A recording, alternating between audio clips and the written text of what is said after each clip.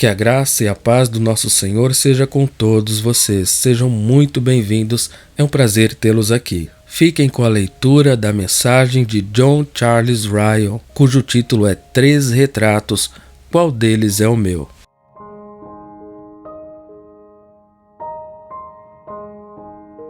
Atos 26, 24 a 29. E dizendo ele isto em sua defesa, disse Festo em alta voz: Estás louco, Paulo? As muitas letras te fazem delirar. Mas ele disse: Não deliro, ó potentíssimo Festo. Antes digo palavras de verdade e de um são juízo. Porque o rei, diante de quem também falo com ousadia, sabe estas coisas. Pois não creio que nada disto lhe é oculto. Porque isto não se fez em qualquer canto. Crês tu nos profetas, ó rei Agripa? Bem sei que crês. E disse Agripa a Paulo: Por pouco me queres persuadir a que me faça cristão.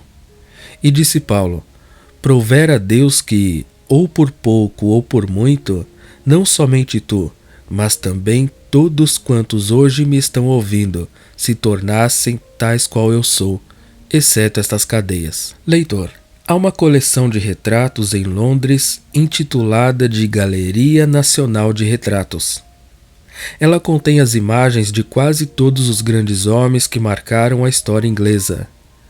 Vale realmente a pena ver. Mas eu duvido que ela contenha 3 retratos tão merecedores de um estudo mais cuidadoso do que os 3 que serão por mim apresentados neste artigo. A característica notável da Bíblia é a rica variedade de seus conteúdos. Este grandioso livro antigo, que por 18 séculos tem deixado perplexos os ataques da ética hostil, não é apenas um depósito de doutrina, preceito, história, poesia e profecia. O Espírito Santo também nos legou uma série de retratos fidedignos da natureza humana em todos os seus vários aspectos que merecem nosso exame meticuloso. Quem não sabe que frequentemente aprendemos mais de padrões e exemplos do que de afirmações abstratas? Leitor, este trecho bem conhecido das Escrituras à sua frente fornece uma ilustração admirável do significado das minhas palavras. Este trecho conclui o capítulo em que o apóstolo Paulo faz uma defesa de si mesmo perante o governador romano Festo e o rei judeu Agripa. 3 retratos de 3 homens muito diferentes pendem diante de nós. Eles são tipos de 3 classes de homens que podem ser vistas mesmo nos nossos dias. Sua geração nunca cessou. Apesar de modas que se alteram, de descobertas científicas e de reformas políticas, o âmago do coração do homem é em todas as eras sempre o mesmo. Vamos nos postar frente a estes 3 retratos, assim como observaríamos uma pintura de um Gainsborough, de um Reynolds ou de um Romney, e vejamos o que podemos aprender deles. Observemos primeiramente a Festo, o governador romano. Este é o homem que interrompe de modo abrupto a fala de Paulo, exclamando: Estás louco, Paulo? As muitas letras te fazem delirar. Festo, sem dúvida, era um pagão, ignorante de qualquer religião, a não ser do culto idólatra do templo que se espalhara na época dos apóstolos pelo mundo civilizado. Considerando a linguagem com que se dirigiu a Agripa em um capítulo precedente, ele parece ter sido profundamente ignorante tanto em relação ao judaísmo quanto ao cristianismo. Ele mencionou questões acerca da sua superstição e de um tal Jesus morto que Paulo afirmava viver. Atos 25:19. Com grande probabilidade, como muitos romanos orgulhosos na era do declínio do Império Romano, ele julgava todas as religiões em secreto desprezo como todas igualmente falsas ou igualmente verdadeiras e todas semelhantemente indignas de serem do conhecimento de um grande homem. Quanto ao fato de um judeu falar de mostrar a luz para os gentios, a própria ideia era ridícula. Manter-se com o mundo, ter o favor dos homens, não se importar com nada senão as coisas visíveis, agradar ao meu senhor Augusto, esta era provavelmente toda a religião de Pórcio Festo. Agora, leitor, haverá muitos entre nós semelhantes a Festo? Sim, receio que existam dezenas de milhares. Eles podem ser encontrados em todas as categorias e classes sociais. Caminham por nossas ruas, viajam conosco em vagões de trem, encontram-se conosco nas interlocuções diárias do mundo, preenchem as variadas relações da vida respeitavelmente. São com frequência bons homens de negócio e eminentes nas profissões que escolheram. Desempenham os variados deveres de seus cargos com mérito e deixam uma boa reputação quando seus lugares estão vazios. Contudo, assim como Festo, não tem religião alguma. Estes são os que parecem viver como se não tivessem almas. De janeiro a dezembro não parecem nem pensar, nem sentir, nem ver, tampouco saber nada acerca da vida por vir. Não faz parte de seus esquemas, planos e cálculos. Vivem como se não tivessem nada a zelar senão pelo corpo, nada a fazer senão comer, beber, dormir, vestir-se e ganhar dinheiro, e nenhum outro mundo a prover senão o mundo que vemos com nossos olhos. Estes são os que nunca, ou raramente, se utilizam de qualquer meio da graça, seja público ou em privado. Orar, ler a Bíblia, estar em comunhão particular com Deus são coisas que desprezam e das quais se abstêm. Elas podem ser muito boas para os idosos, os enfermos, os moribundos, os clérigos, os monges, as freiras, mas não para eles. Se vão a algum lugar de adoração, é apenas por uma questão de formalidade, para parecerem respeitáveis. E muito costumeiramente, nem mesmo frequentam tais lugares, exceto por ocasião de alguma grande cerimônia pública, ou em um casamento, ou em um funeral. Estes são os que professam sua incapacidade de compreender qualquer coisa como zelo ou seriedade acerca da religião. Consideram as sociedades, as instituições, a literatura, os esforços evangelísticos dos cristãos, em casa ou no exterior, com sublime desprezo. Sua máxima é deixar todo mundo em paz. As afirmações comparativas da Igreja e da dissidência, o conflito entre grupos dentro de nossa esfera, os debates de assembleias, congressos, conferências diocesanas, são todas semelhantemente matérias de indiferença para eles.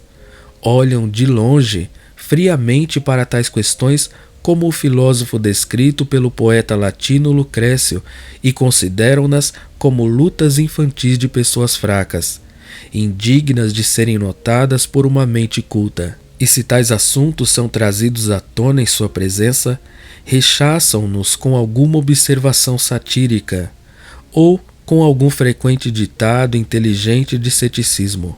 Alguém negará que há multidões de pessoas ao nosso redor, tais como tentei descrever?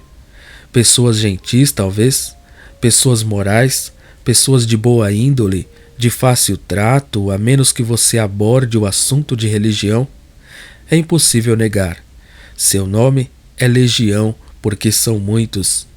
A tendência destes últimos dias de fazer do intelecto um ídolo, o desejo de ser independente e de pensar por si mesmo, a disposição de adorar a opinião pessoal, de exaltar nossa própria opinião isolada e de considerar mais refinado e inteligente estar errado na companhia de poucos do que estar certo na companhia da massa, tudo isso contribui para engrossar as fileiras dos seguidores de Festo. Receio que ele seja o tipo de uma classe extensa. Tais pessoas são de uma visão melancólica. Frequentemente elas recordam-me alguma grande ruína, onde há vestígios suficientes de arcos magníficos, de colunas, de torres e de janelas ornamentadas para mostrar o que o edifício já foi uma vez, e o que poderia ter sido agora, se Deus não o tivesse deixado. Mas agora tudo é frio, silencioso e sombrio. E sugere decadência, porque o Senhor da casa, o Senhor da vida não está lá. É exatamente assim com muitos dos seguidores de Festo. Com frequência, você sente ao observar sua capacidade intelectual, seu dom de eloquência, seu gosto, sua energia de caráter, o que os homens como esses poderiam ser se Deus tivesse seu lugar legítimo em suas almas. Contudo, sem Deus está tudo errado. Ai do poder esmagador da descrença e do orgulho, quando tem pleno domínio de um homem e reinam sobre ele descontroladamente. Não é à toa que a Bíblia descreve o homem não convertido como cego, dormindo, fora de si e morto. Será que Festo estaria lendo este artigo hoje? Receio que não.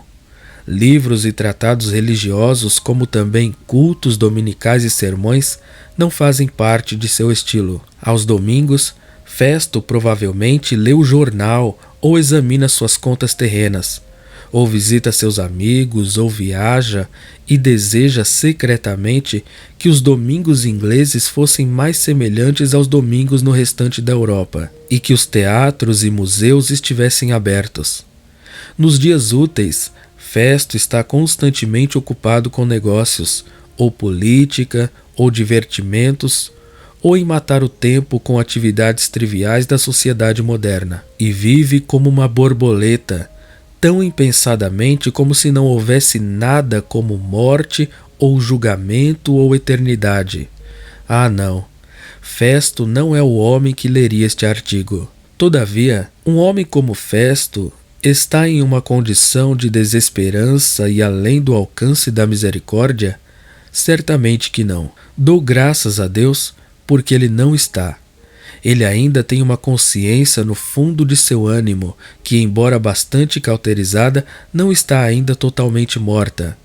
Uma consciência que, assim como o grande sino da Catedral de Saint Paul, à meia-noite, quando o ruído da agitação da cidade cessa por vezes, faz-se ouvir.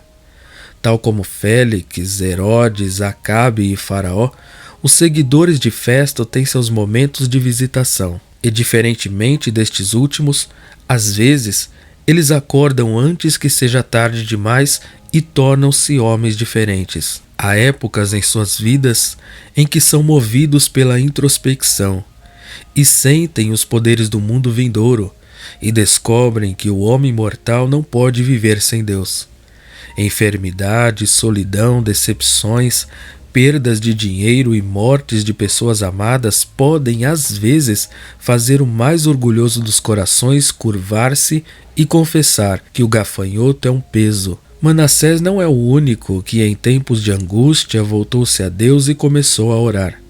Sim, leitor, há muito tempo considero que nunca devemos nos desesperançar a respeito de ninguém. A era dos milagres espirituais não é passada. Com Cristo e com o Espírito Santo nada é impossível. O último dia mostrará que houve alguns que começaram como Festo e eram como ele, mas finalmente voltaram-se, arrependeram-se e terminaram como Paulo. Enquanto há vida, devemos ter esperança e orar pelos outros. Voltemo-nos agora para um retrato diferente. Observemos o rei Agripa. Este é o homem que se impressionou de tal maneira pelo discurso de Paulo que disse: "Por pouco me persuades a fazer-me cristão." Quase. Deixe-me refletir por um momento a respeito dessa expressão. Estou bem consciente de que muitos pensam que a nossa versão autorizada da Bíblia em inglês apresenta uma falha aqui, e que não consegue expressar o verdadeiro sentido do original grego. Eles asseveram que a frase seria mais corretamente expressa como "em um curto espaço de tempo" ou "com fraco e débil argumento tu estás me persuadindo." Ouso dizer que não posso aceitar a visão desses críticos, embora admita que a frase é um tanto obscura. No entanto, em questões desse gênero, não ouso intitular qualquer homem de mestre. Sustento, juntamente com uma série de comentaristas excelentes, tanto antigos quanto modernos, que a tradução dada em nossa versão autorizada está certa e correta. Estou fortalecido em minha crença pelo fato de que esta é a visão de alguém que pensou, falou e escreveu na língua do Novo Testamento. E refiro-me ao famoso grego João Crisóstomo. E por último, mas não menos importante, nenhum outro ponto de vista, a meu ver, parece harmonizar-se com a exclamação de Paulo no verso seguinte: "Quase. Ele parece dizer, retomando as palavras de Agripa: eu não quero que sejas quase, mas completamente cristão. À luz desses argumentos, defendo nossa versão antiga. Agripa, cujo retrato agora demanda nossa atenção, foi em muitos aspectos de natureza muito diversa da de Festo. De origem judaica e tendo crescido entre os judeus, ainda que não fosse de puro sangue judeu, ele estava completamente familiarizado com muitas coisas de que o governador romano era totalmente ignorante. Conhecia e cria nos profetas. Deve ter entendido muitas coisas no discurso de Paulo que eram meros nomes e divisões e fantasias delirantes para seu companheiro no lugar da audiência. Tinha uma secreta convicção interior de que o homem diante dele tinha a verdade do seu lado. Ele viu, sentiu, foi movido, afetado, teve sua consciência abalada e tinha desejos e aspirações interiores, mas não conseguia ir adiante. Ele viu, mas não teve coragem de agir. Ele sentia, mas não tinha a vontade de se mover. Ele não estava longe do reino de Deus, mas permaneceu do lado de fora. Ele não condenou nem ridicularizou o cristianismo. Porém, como um homem paralisado, ele só podia contemplá-lo e examiná-lo.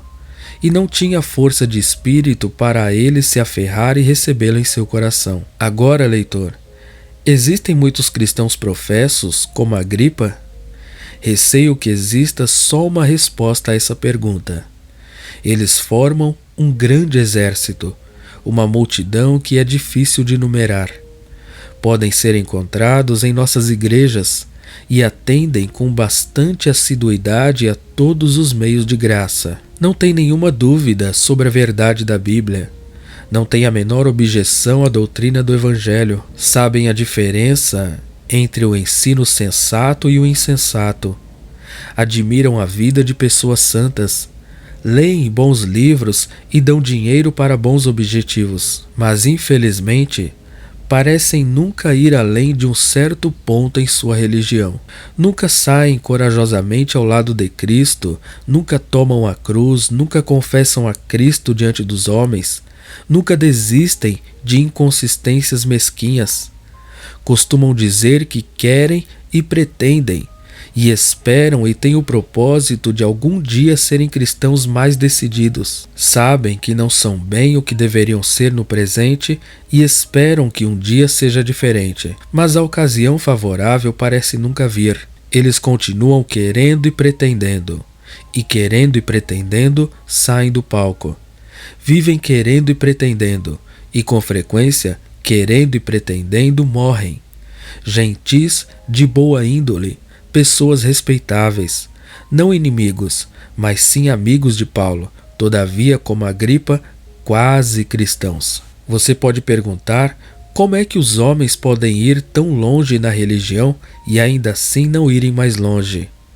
Como é que eles podem ver tanto, saber tanto, e contudo não seguirem a luz que eles têm para o dia perfeito? Como é que o intelecto, a razão e a consciência podem fazer tal progresso em relação ao cristianismo e mesmo assim o coração e a vontade podem ficar para trás? A resposta a estas questões serão dadas em breve. O medo do homem retém alguns. Eles têm um temor covarde de serem ridicularizados, escarnecidos e desprezados se eles se tornarem cristãos decididos. Não se atrevem a arriscar a perda da boa opinião dos homens. Como muitos dos governantes judeus no tempo de Nosso Senhor, amam mais o louvor dos homens do que a glória de Deus. João 12:43. O amor ao mundo detém outros. Eles sabem que a religião decidida implica a separação de alguns dos divertimentos elegantes e modos de passar o tempo, que são comuns no mundo. Não conseguem decidir-se por esta separação. Recuam de seu voto batismal para renunciar às pompas e vaidades deste mundo. Como a mulher de Ló, gostariam de ser poupados da ira de Deus. Todavia, como ela, precisam olhar para trás. Gênesis 19:26. Uma certa forma sutil de autojustificação retém muitos. Eles consolam-se com o pensamento secreto de que, de qualquer forma, não são tão ruins quanto Festo. Não são como algumas pessoas que conhecem, não desprezam a religião. Vão à igreja, admiram homens sérios como Paulo. Com certeza não se perderão por conta de algumas poucas inconsistências. O medo mórbido de serem devotados retém muitos, e especialmente homens jovens. São oprimidos pela ideia de que não podem tomar uma posição decidida na religião sem se comprometerem com alguma escola de pensamento em particular. Isso é o que não querem fazer. Esquecem-se de que o caso de Agripa não é referente à doutrina, mas à conduta, e de que a ação decidida sobre o dever é o caminho mais seguro para se obter luz sobre a verdade doutrinal. Se alguém quiser fazer a vontade dele, pela mesma doutrina conhecerá se ela é de Deus. João 7,17. Algum pecado secreto, temo, retém não poucos. Eles sabem em seus corações que estão se agarrando a alguma coisa que é errada aos olhos de Deus. Há uma cunha de ouro de Acã em algum lugar, ou uma Herodias, uma Drúzila ou uma Berenice em sua história particular, que não vão suportar a luz do dia. Eles não conseguem se separar de seus amados.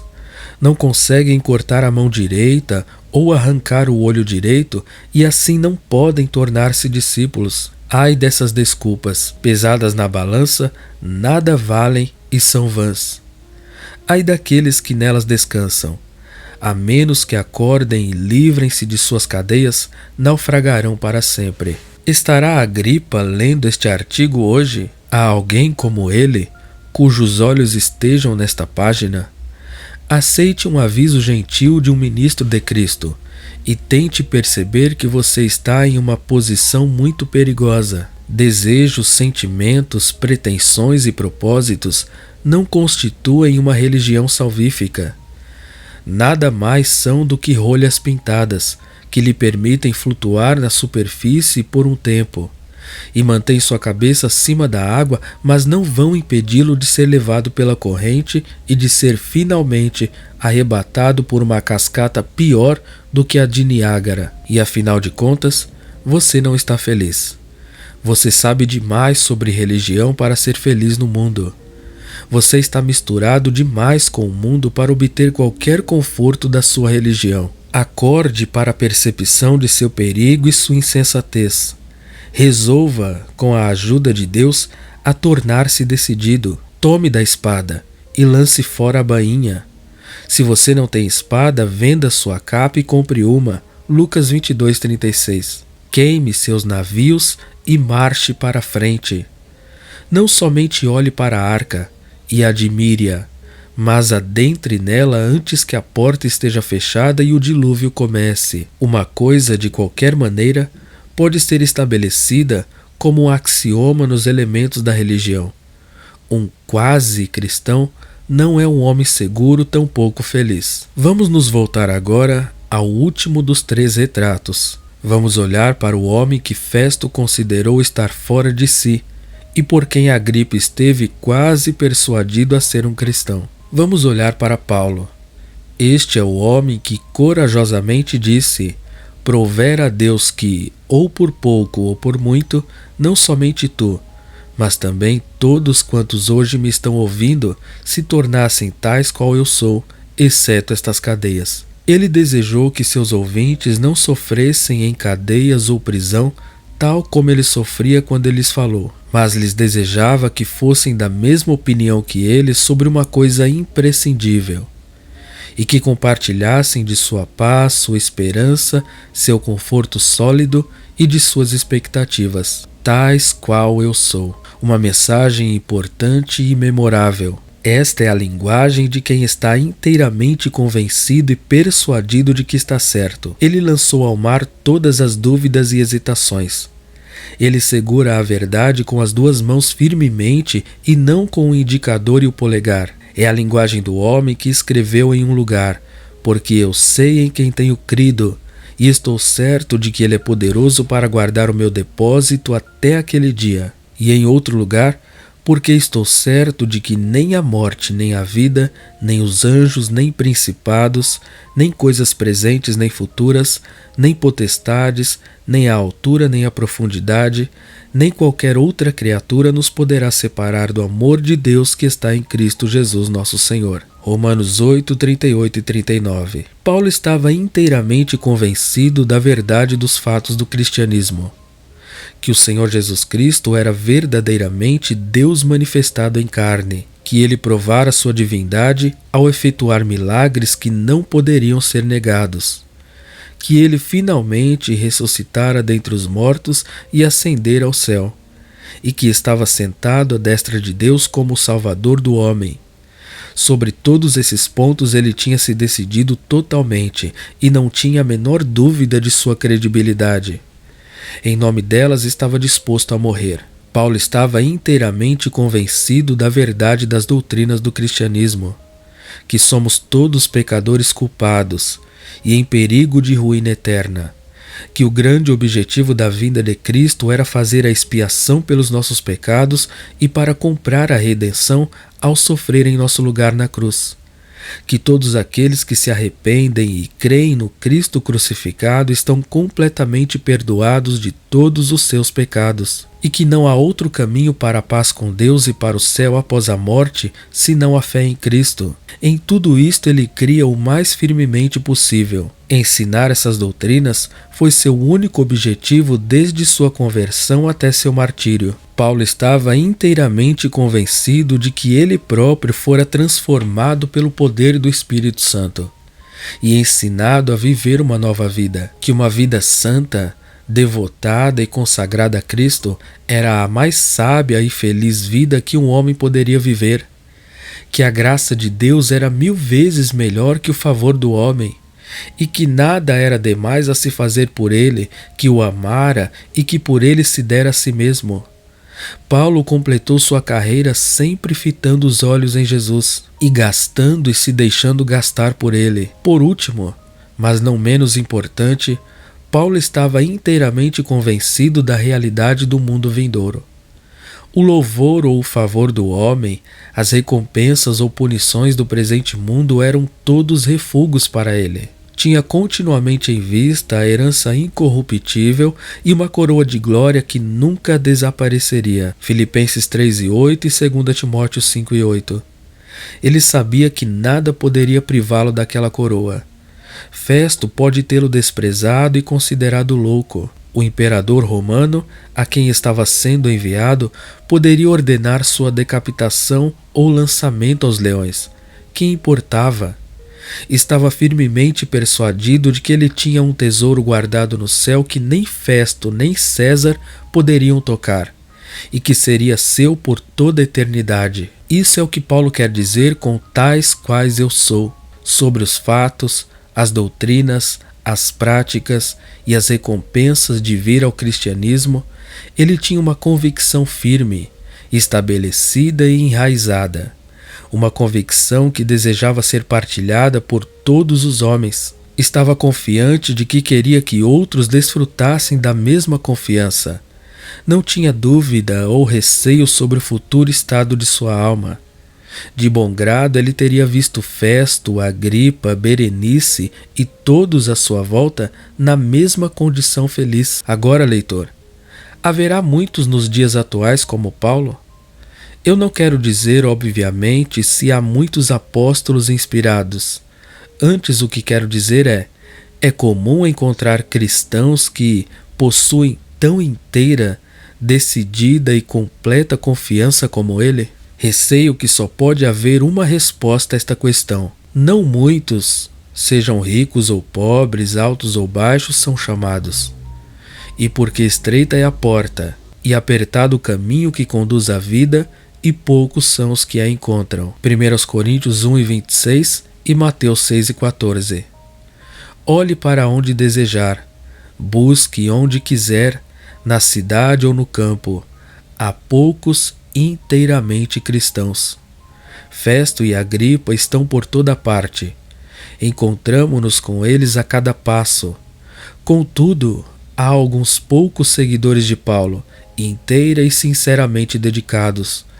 Todavia uma coisa é bastante certa: estes poucos são sal da terra e luz do mundo. Estes poucos são a glória da igreja e servem para mantê-la viva.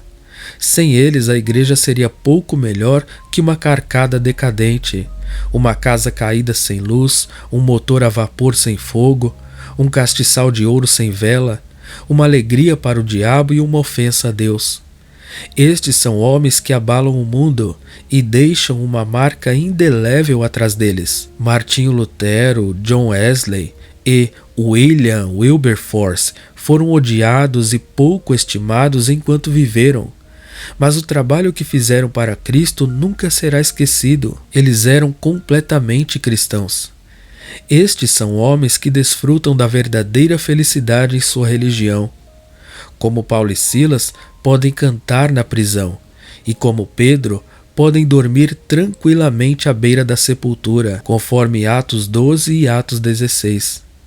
A fé robusta dá-lhes uma paz interior que os torna independentes de problemas terrenos e compele até mesmo seus inimigos ao espanto. Os cristãos mornos da Laodiceia têm pouco conforto em sua religião. São os homens completos que têm grande paz. Relata-se que o primeiro mártir da Rainha Maria Sanguinária, John Rogers, a caminho de ser queimado vivo por ser protestante, caminhou até a estaca em Smithfield tão alegremente quanto se estivesse indo para seu casamento. As palavras francas, corajosas do ancião Latimer, antes do acendimento das tochas no dia do seu martírio, em Broad Street, Oxford, não foram esquecidas até hoje. "Coragem, irmão Ridley!" gritou para seu companheiro de sofrimento.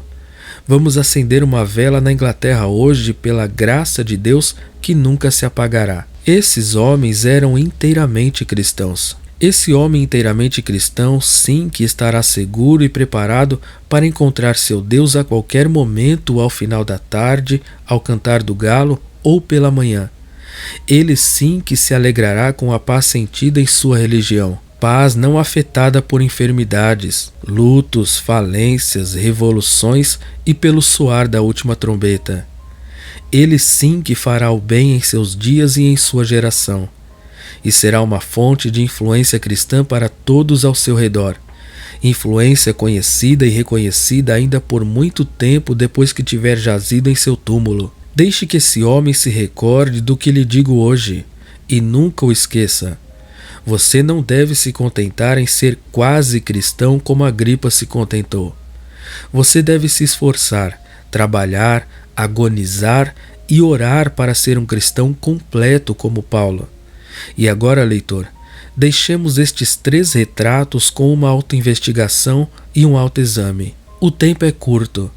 Nossos anos desaparecem rapidamente. O mundo está envelhecendo. O grande julgamento em breve começará. O juiz em breve aparecerá. O que somos? Com quem nos parecemos? De quem é esta imagem escrita em nós? É a de Festo, de Agripa ou do apóstolo Paulo? Onde estão Festo e Agripa agora? Não sabemos. Um véu foi deitado sobre suas subsequentes histórias, e se morreram como viveram, não podemos dizer. Mas onde está Paulo, o cristão completo? Esta pergunta podemos responder. Ele está com Cristo, que é muito melhor. Filipenses 1:23.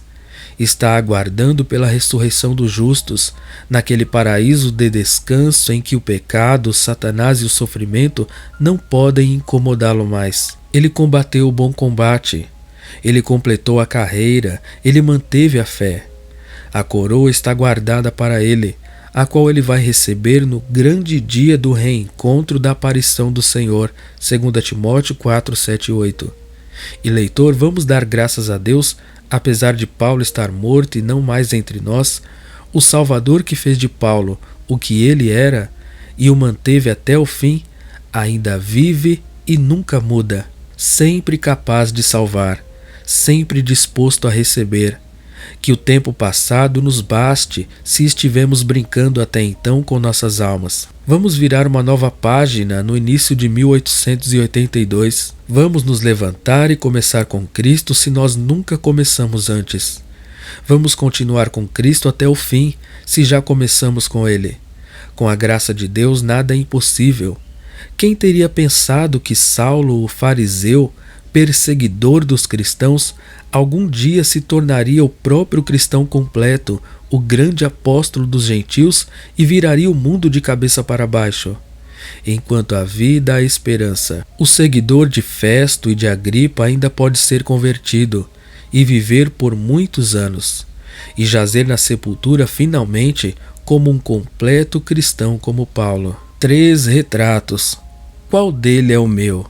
Um tratado avulso publicado em 1881 pela Drummond Tract Deport, de John Charles Ryle, primeiro bispo da diocese da Igreja da Inglaterra em Liverpool. Que Deus abençoe a todos em nome de Jesus.